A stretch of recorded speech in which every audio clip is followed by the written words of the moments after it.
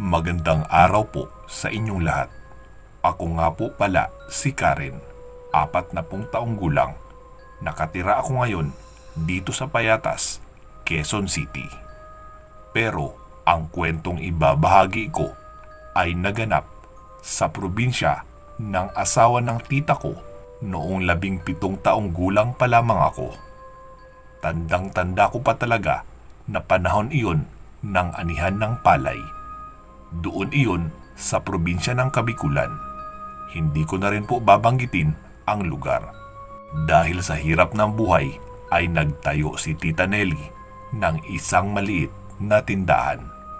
Iyong bahay nila ay mga 5 minuto na lakaran mula doon sa main road. Pero hindi rin sementado ang daan na iyon. Puro din palayan ang kaliwat kanan na bahagi noon. Dahil nga sa daanan iyon ng mga tao, ay doon niya naisipang magpagawa ng maliit na kubo na kanyang ginawang tindahan. Maliit lang po talaga ang espasyo ng kubong iyon.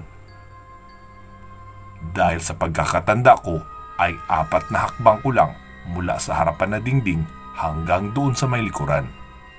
Tapos, puro pa container na may lamang gasolina at gas ang nakalagay sa bandang likod.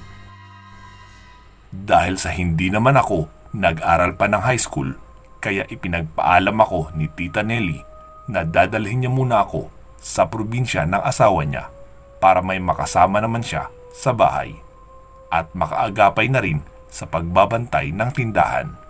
Bibigyan niya na lang daw ako kapag kumita na. Wala naman iyong naging problema kay mama dahil dalaga na rin noon ang mga kapatid ko na sumunod sa akin.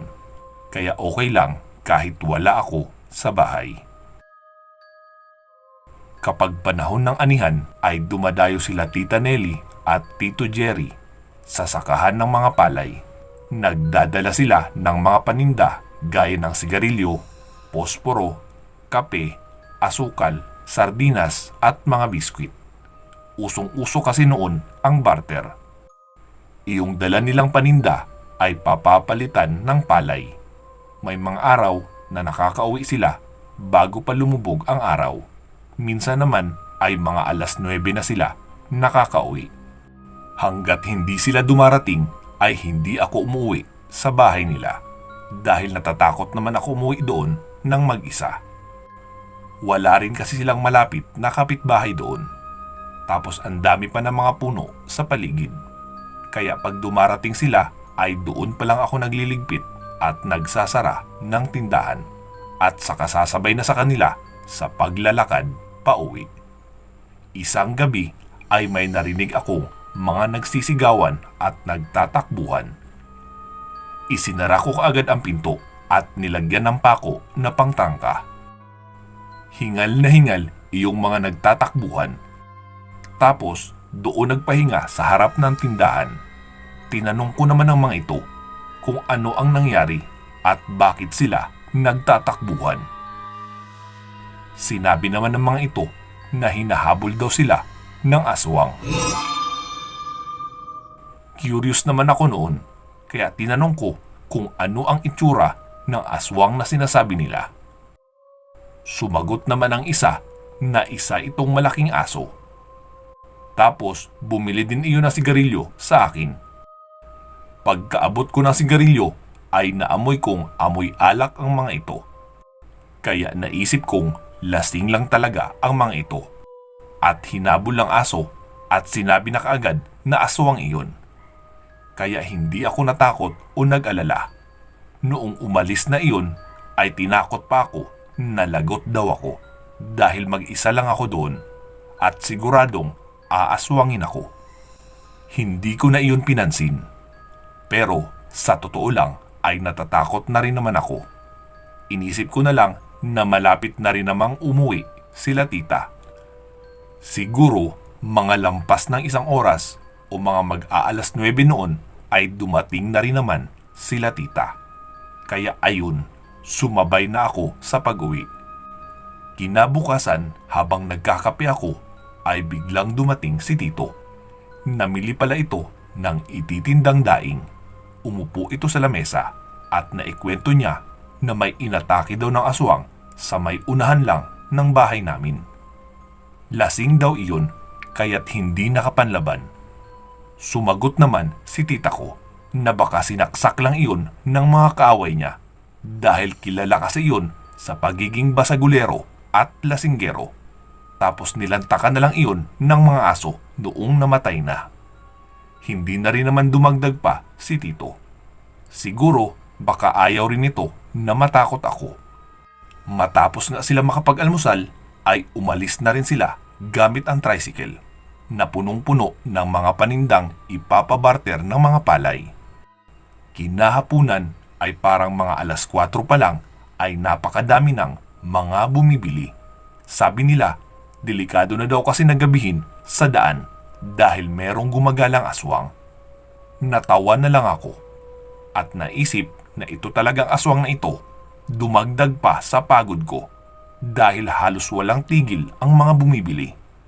At ayun na nga, pagsapit ng alas 6 ng gabi ay wala na talagang tao na dumadaan sa daanan na iyon o kahit bumibili sa tindahan. Wala na ring iba pang naglalakad-lakad o gumagala pa. Nainip tuloy ako. Ang hirap pala palipasin ng oras kapag walang ginagawa. Nagkataon pang naubos na iyong babasahin ko ng mga inaarkila kong pocketbook. Kaya wala na tuloy akong mapaglibangan.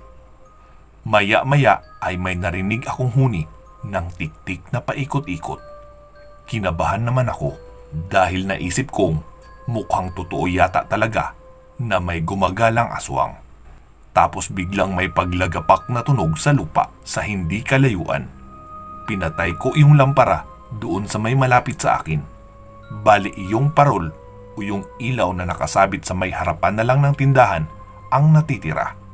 Sumiksik ako sa gilid at sinilip ko kung ano ang tunog na lumagapak mula sa itaas. Hindi naman pwede na niyog o sanga iyon dahil palayan pa ang bahaging iyon at walang malapit na puno. Pero dahil sa madilim ay wala talaga akong maaninagan. Maya-maya ay may naamoy ako na mabaho na parang malansang karne na nabubulok. As in nakakabaliktad talaga ng sikmura. Kumuha ako ng towel at tinakpan ko ang ilong ko kasi talagang mabaho, ang hirap tiisin. Nagulat na lang ako noong nakita kong may lalaking nasa harapan ng tindahan at sinabing, "Pabili ako ni isang kahang sigarilyo." Nag-alangan akong lumapit dahil natatakot pa ako noon. Pero inulit niya ang kanyang sinabi, tapos sumilip na sa loob ng tindahan. Hindi nga ako umiimik dahil inakala ko na hindi niya ako makikita dahil naroon ako sa madilim na bahagi. Hindi na lang sana ako sasagot at gagalaw para isipin niya na walang tao. Kaso doon siya nakatingin sa mismong gilid na pinagsiksikan ko. Sabay muling nagsalita, "Ne, sigarilyo, pagbilhan mo ako isang kaha." Wala na akong nagawa kundi magsalita. Ilan po?" "Isang kaha." Dahan-dahan na ako lumapit sa may istanting kinalalagyan ng sigarilyo at kumuha ako ng sigarilyo na sinabi niya. Binuksan ko ng bahagya ang maliit na bintana sa harapan ng tindahan upang mailabas ang sigarilyo. Naglapag naman ito ng pera. Pagkakuha ko noon ay nandiri talaga ako dahil basa iyon at tila malagkit. Kaya sinindihan ko ang lampara para makita ko kung magkano iyong pera na iniabot niya. Nakita kong 100 iyon pero hindi ko muna inihalo sa kaha dahil plano kong hugasan muna iyon at patuyuin kinabukasan bago ilagay sa lalagyanan ng pera para naman mawala yung lagkit. Noong iabot ko na ang sukli ay wala na iyong tao sa labas. Sumigaw pa nga ako. "Nong, yung sukli nyo!" Pero hindi ko na siya makita at may narinig na lang akong kakaibang tunog. kasabay ng pagpagaspas paitaas na tila ba isang malaking ibon. Muli ko na lang isinara ang maliit na bintana sa harapan ng tindahan at inilak na iyon ng pako. Tapos kinuha ko iyong lampara at inilawan ko uli iyong pera. Doon ko na malinaw na nakita na iyong pera ay basa ng isang likido na medyo malagkit at mapula. Sa tingin ko ay parang may halo na dugo iyon kasi maitim at mabaho. Grabe nga ang suka ko noon dahil talagang nandiri ako at bumaliktad na ang sikmura ko. Kaya hindi ko na napigilan pa na masuka. Nakatulog na nga lang ako sa kakasuka. Dinalaw na rin ako ng antok dahil sa wala na ngang bumibili. Hanggang sa narinig ko na lang na may tumatawag sa pangalan ko sa harapan ng tindahan. Pagtingin ko ay sila tita pala iyon. Tapos noong tingnan ko ang relo, 11:00 na pala. Naflatan daw sila ng gulong kaya nagtulak pa sila ng tricycle hanggang sa makakita ng vulcanizing shop na bukas upang mapatapalan ang butas noong gulong. Makalipas lang ang 2 araw ay nagpaalam ako kila tita na uuwi na muna ako sa amin dahil namimiss ko na sila mama, pati na rin ang mga kapatid ko. Pumayag naman siya at ipinasundo muna kay tito ang pamangkin nitong lalaki upang iyon muna ang pumalit sa akin sa pagbabantay ng tindahan. Sana po ay nagustuhan nyo ang aking maiksing kwento kahit hindi naman masyadong nakakatakot.